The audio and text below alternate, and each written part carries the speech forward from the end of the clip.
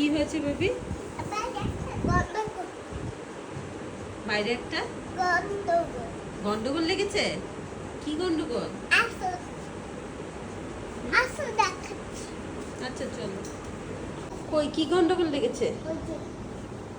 কি ওটা দেখি তো। কি এগুলো? ময়না পাখি। এই গন্ডগোলটা লেগেছে।